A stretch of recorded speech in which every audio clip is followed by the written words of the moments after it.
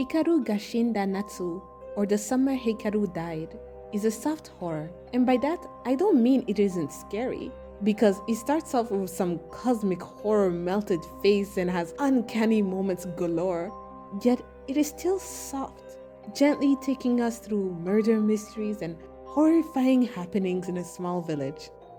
Hikaru ga Shinda Natsu is about Yoshiki and his best friend Hikaru. Or not, because Hikaru is dead, and that's not a spoiler, it's in the title. Part of a tight-knit community, they live in a small village with a forest nearby. Perfect setting for creepy shenanigans. Yoshiki realizes his best friend has been acting differently of late.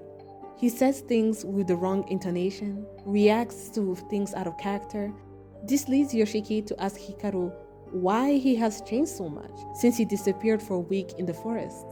Hikaru proceeds to melt, begging Yoshiki not to say anything, not to do anything, because he just wants to live as a human and he doesn't want to kill Yoshiki, which, okay.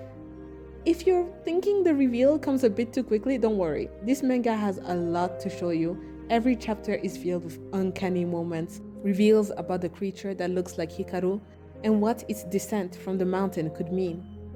As is expected of stories about body snatchers and shapeshifters, the theme of what makes a person themselves and how they navigate their community or their original's community are explored.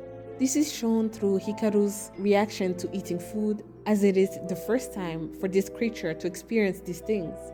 There are also moments when we see Yoshiki interact with the other villagers and how they react to the change in Hikaru.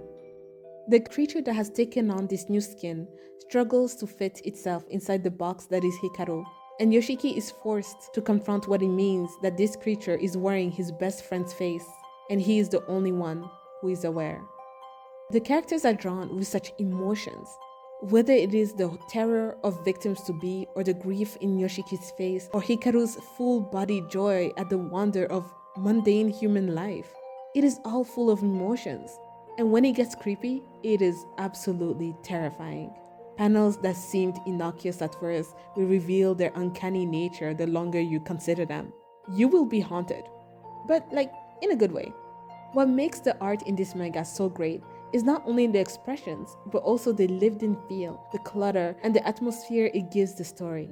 As the shrill buzzing of cicadas fill the page, you not only step into Japan's countryside, but also feel the heat, feel the stuffiness. The oppressive buzzing gets louder and louder until you are right there with Yoshiki, completely alone with this creature that has taken your friend's face, and there is nothing that could save you from it.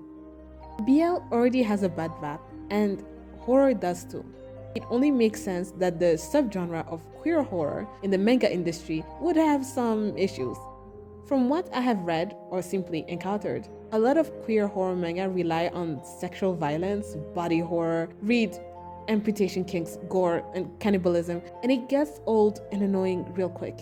Hikaru ga Shinda Natsu goes against the trend and brings us some semi-wholesome horror that does not let the horror be a consequence of the queerness. The BL in this has been pretty low-key so far, but it is percolated throughout the story, coloring the relationship Yoshiki has to his late best friend and the creature wearing his face. If you are wary of this manga because of the presence of both BL and horror, don't be. As for the queer aspect of the story, which is treated as a side plot to the main horror, it is the soft yet all-encompassing thing of teenage feelings, wild emotions all shuttered out behind nonchalant expressions of boys trying to be cool. The creature is upfront, candid in its feelings, and it is both terrifying and adorable. As for Yoshiki, he is in the throes of grief and love, and this is portrayed with such tenderness for a character that is clearly hurting, with no one who could possibly understand his situation. Before I even finished the first volume, I knew this was going to be one of my favorite manga series. This manga is a solid 9 out of 10, even if Mal give it 8. The only drawback, I would say, is that the manga takes a while to build up some of the side plots. In fact, the investigative part of the mystery does not start in Volume 1. Volume 2 is not out yet, but the manga has been serialized beyond Volume 1. I can't wait for the next installment. And what is and what its distant. The BL in this had part of a tightening community. They Yoshi Yoshiki